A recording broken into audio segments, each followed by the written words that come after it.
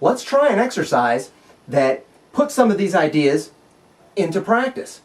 What I'm going to do is I'm going to play a C, an F, a C, and a G chord several different ways using all of these concepts, these ideas of root position, first inversion, and second inversion, so that you can see, hear, and play for yourself how much more interesting and rich and complex makes your music sound.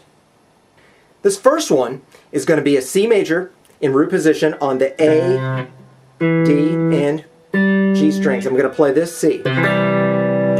Then, instead of moving to an F chord in its entirety, what I'm going to do is I'm going to play an F like this. I'm going to stay on the same three strings, the A, D, and G strings, but I'm going to play an F here.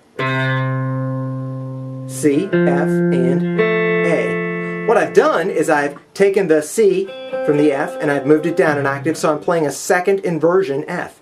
C, F, and A.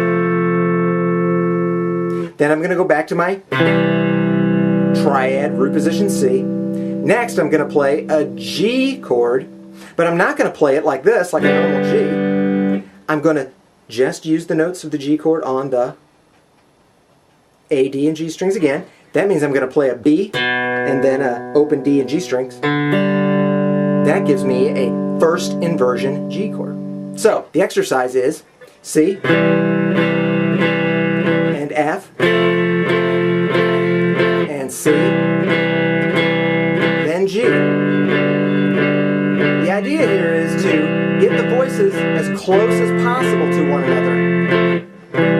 Rather than moving around to whole different shapes, you're seeing how the voices are very close to one another. There's minimal motion.